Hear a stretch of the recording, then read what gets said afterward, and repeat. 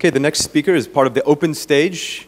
He proposed a talk, you voted for it, and he's here to give the talk. Olivier Glassey is an assistant professor at the Swiss Graduate School of Public Administration, and he leads the research unit on digital governance. His research focuses on governance strategies and systems for the public sector. He has 5 minutes. Please help us welcome Olivier Glassey. Hello, everyone. I'll try to stick to 5 minutes, so I'll go very quickly. In this open talk, I'll try to answer the following questions. What is Government 2.0? And does that even exist?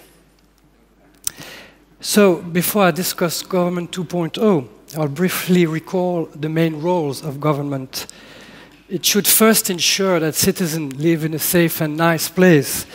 It should also help the weakest members of society and redistribute resources.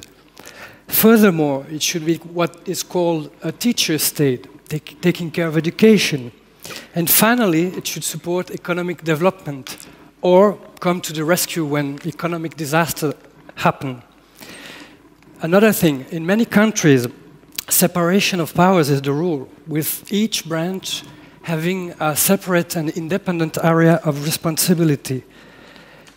In parliamentary democracies, usually found in a commonwealth, there's only the judiciary that's fully separate. So that's what we'll be looking at. In the past, what were the major changes brought to us by technology, brought to government by technology? In the 60s and the 70s, electronic data processing systems were introduced mostly for billing, accounting, or to replace paper files, such as vital records or fiscal registers, in Switzerland at least. In the 80s, new public management introduced the use of dashboards, key performance indicators, in order to make public administrations more efficient or to control performance.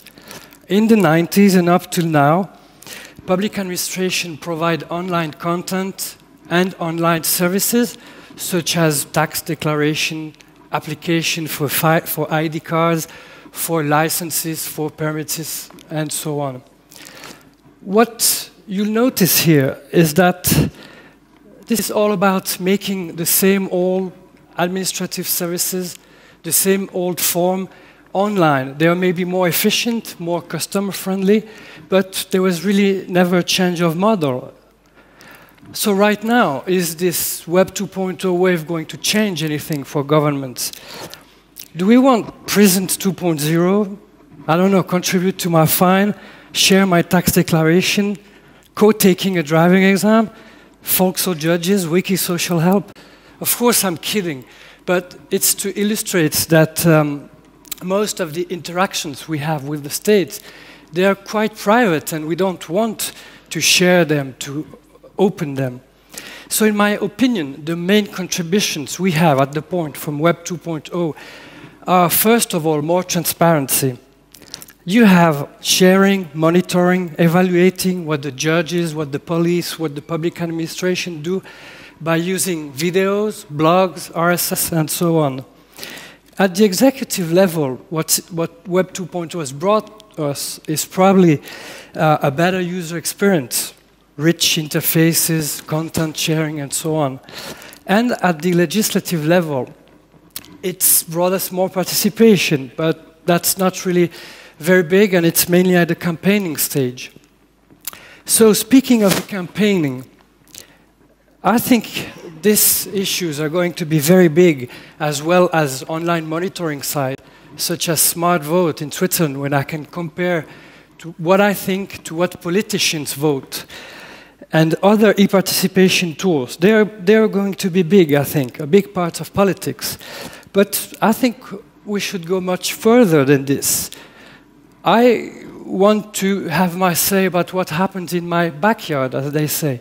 I want to be able to give my opinion on policy. I even want to be able to start new policies.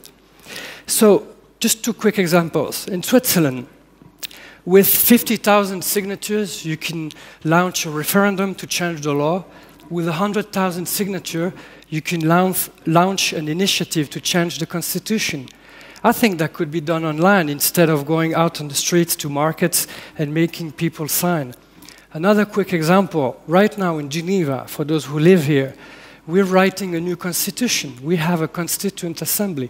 And I think it would be a great laboratory for a new sharing tool, co-creation tool, and maybe we'll have the first wiki constitution in the world.